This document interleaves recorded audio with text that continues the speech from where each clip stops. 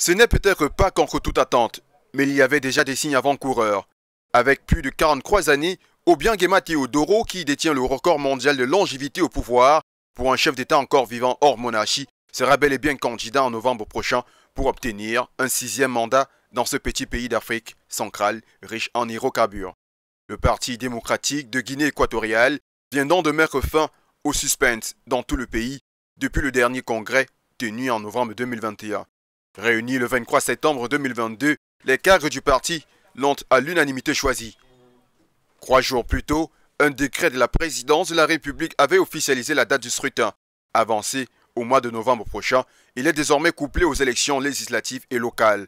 Pour justifier cette anticipation, Teodoro Obiangema Bazogo a invoqué la crise économique qu'il attribue à la guerre en Ukraine et à la pandémie de Covid.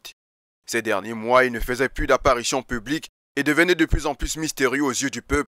Dans la foulée, son fils Théodoring prenait du bon temps. Il était sous les feux de projecteurs, occupant une place importante sur la scène médiatique sur des sujets liés à la politique.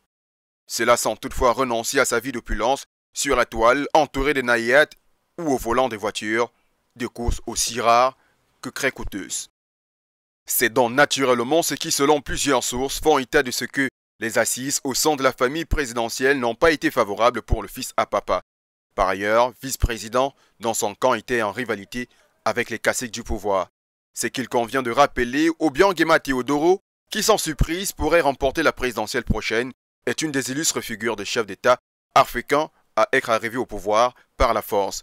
Le 3 août 1979, c'est par les armes, avec des officiers qu'il renverse son oncle Francisco Macias Nguema, fusillé 2 mois plus tard, un coup d'État dont il garde la hantise jusqu'à date.